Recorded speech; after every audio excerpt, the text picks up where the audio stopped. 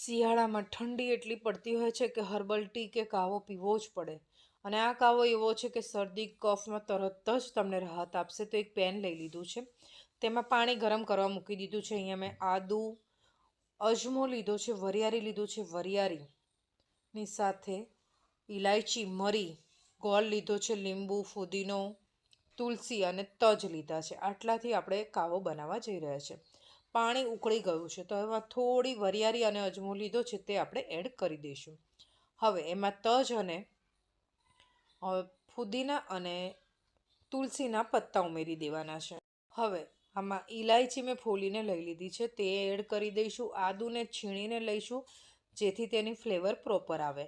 અને આપણે અહીંયા, જો તમે સુગર ફ્રી બનાવવા માંગતા હોય તો મધનો ઉપયોગ ગરમ આપણે ગાળીએ ત્યારે કરવાનો છે. અત્યારે મેં અહીંયા ગોળ લીધો છે અને મરીને વાટીને લઈ લીધા છે, એટલે મરી પાવડરનો ઉપયોગ કર્યો છે. તો એકદમ સરસ હર્બલ હેલ્ધી કાવો બનીને તૈયાર છે.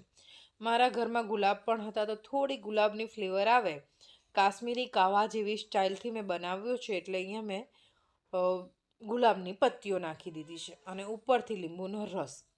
ખૂબ જ સુપર લાગવાનો છે આ કાવો, જેને આપણે હર્બલ ટી પણ કહી શકીએ.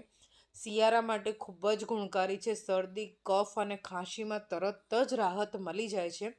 તમે દિવસમાં 2 વાર આ પીવો, ખૂબ જ હેલ્ધી છે. તો તૈયાર છે હર્બલ ટી.